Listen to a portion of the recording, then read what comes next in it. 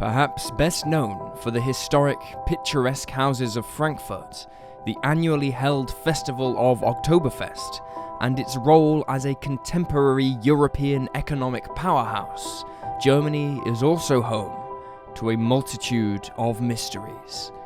In today's episode, we'll be exploring two horrific cases from Germany that are still without answers.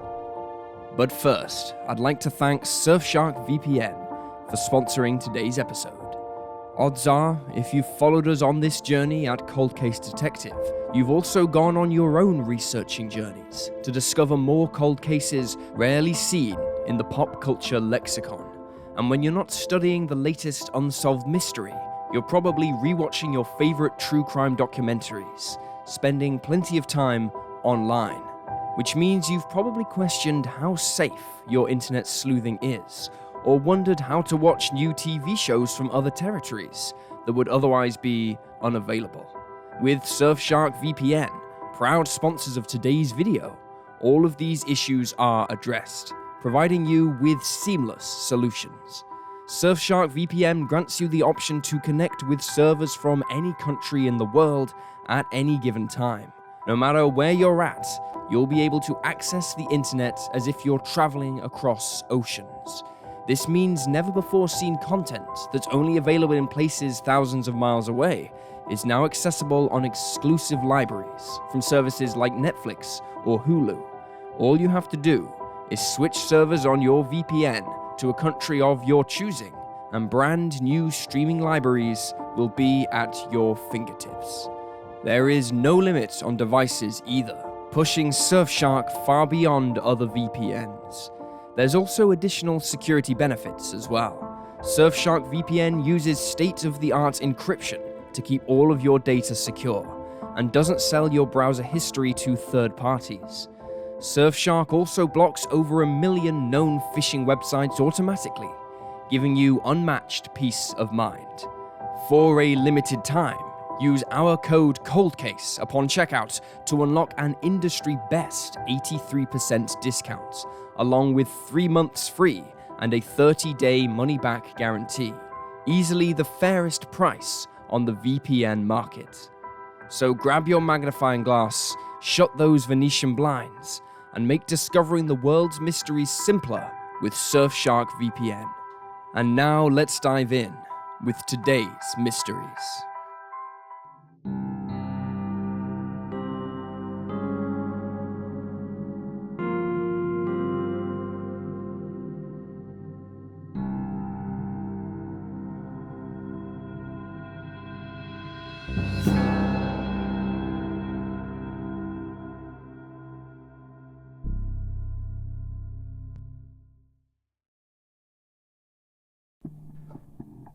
Vesna Nasteva. Born in Bulgaria in 1952, little is known about the early life of Vesna Nasteva. The daughter of a high-ranking diplomat who also served as a UN ambassador and was part of the Bulgarian Communist Party, Vesna was an incredibly intelligent and well-spoken young woman. After studying chemistry at university in her native country, she went on to be employed by the German Academic Exchange Service in the autumn of 1980, and she took a job working at the Max Planck Institute for Coal Research in Mulheim, Germany. By this point, the 28-year-old had also had 2 children, although information about them and their father is scarce. Upon starting her new job in October of 1980, Vesna was required to travel to Nuremberg for a 2-day conference.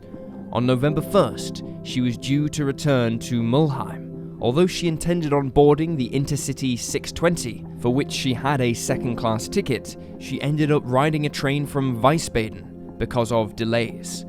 At 10:25 p.m., the train was approaching the borough of Reichholz in Dusseldorf when a 33-year-old teacher on his way home heard an odd groaning noise coming from the neighboring train compartment.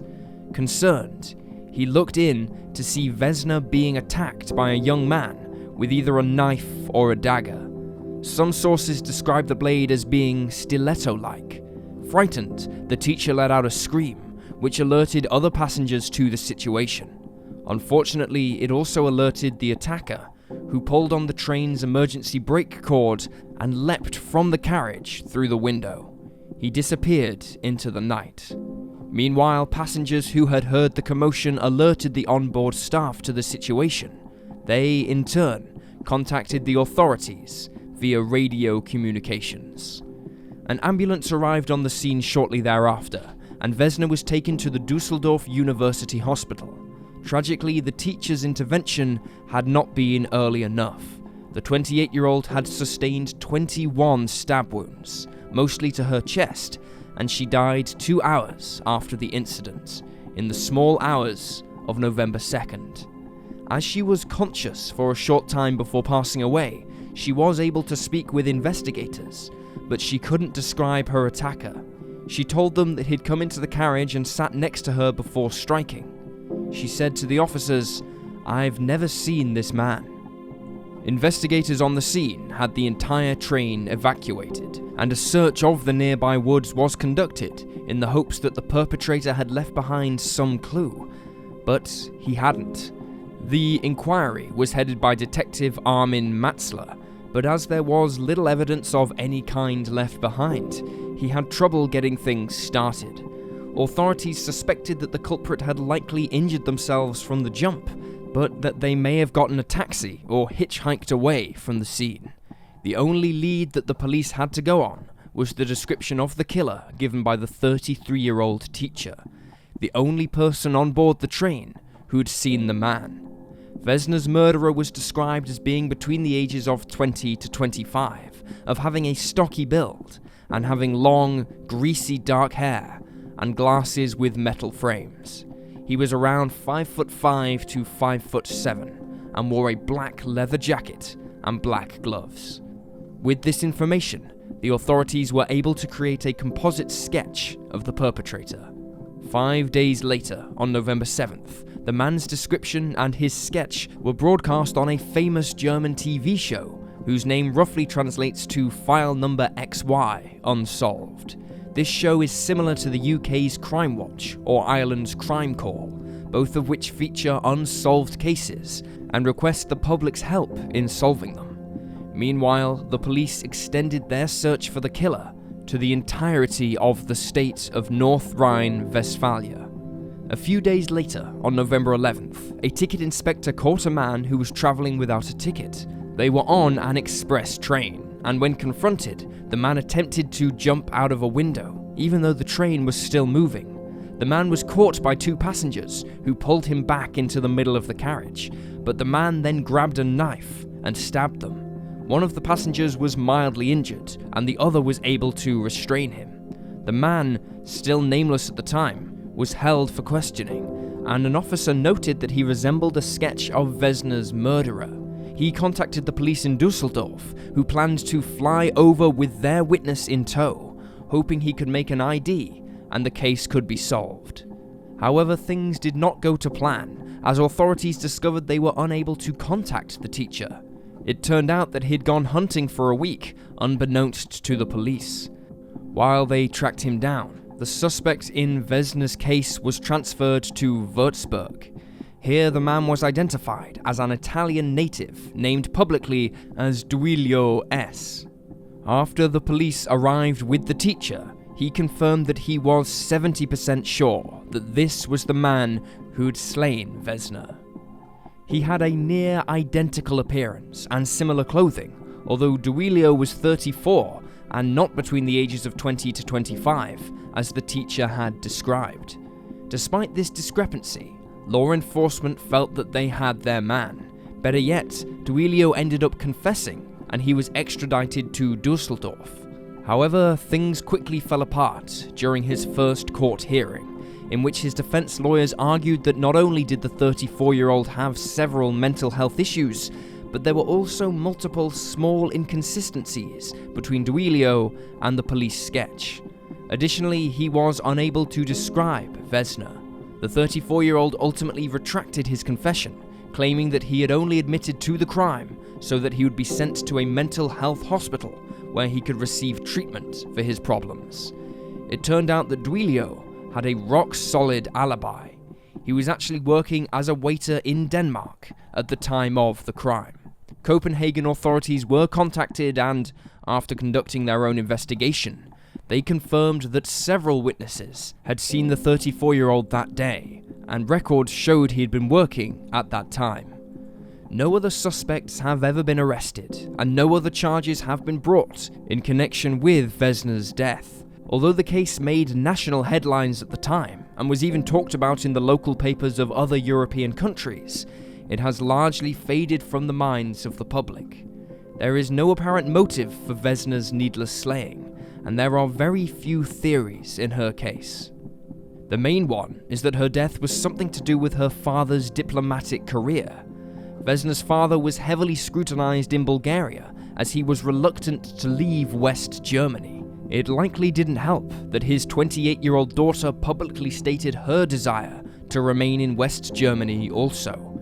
As a result, Vesna was branded a traitor by her native country, and online sleuths have wondered if the Bulgarian Secret Service had a hand in her murder. Others, however, have argued that if this was the case, they would likely have chosen a more subtle way of going about things. If Vesna's killer really was between the ages of 20 and 25 in 1980, there is a strong likelihood that he is still alive. However, given the passage of time and the lack of evidence, it seems probable we will never see justice in the case of Vesna Nasteva. Rosemarie Nitribitt. Born in Dusseldorf on February 1st of 1933, Maria Rosalia August Nitribitt, who went by the name Rosemary, did not have an easy upbringing. Born to a charwoman outside of wedlock, Rosemary and her half-sister were brought up for a period of time by their single mother. She never knew her father, who was believed to have been a worker in Dusseldorf who refused to pay child support. Eventually, when her mother served time in prison, Rosemary and her sister were placed into a children's home, and a year later, in 1939, Rosemary was placed with a foster family.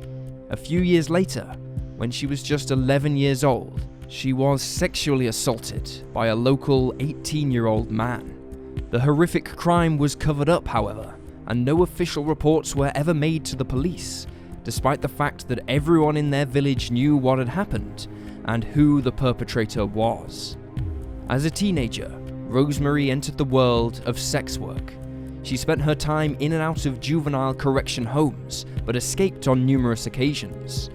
Then, after spending 3 weeks in a juvenile detention center for vagrancy, she decided to move to Frankfurt, where she worked briefly as a model and a waitress, before eventually returning to sex work. Reportedly, Rosemary began hiding her background while she worked. She learned English and French and took etiquette lessons so she could better fit in with the upper class. This allowed her to attract wealthier, more sophisticated customers, and she became well known for being an excellent conversationalist. Her plan worked, and soon Rosemary was being gifted with expensive cars and luxury trips abroad to the likes of the Mediterranean.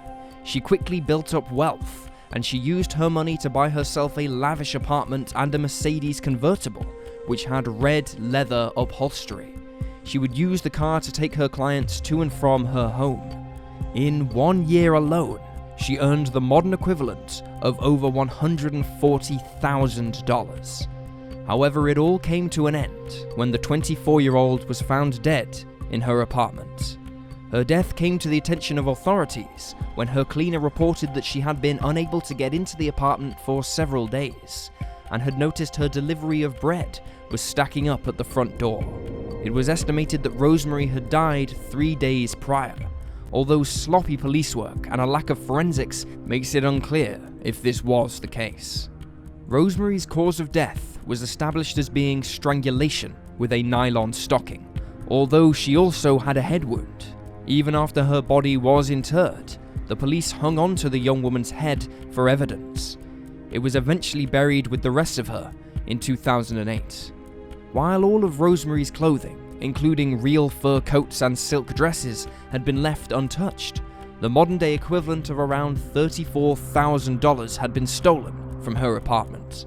Although investigators theorized that robbery was the motive behind the crime, no one could fathom why none of her valuables had been taken. This could perhaps be explained by the fact that the perpetrator would not have to fence any goods if they only stole cash.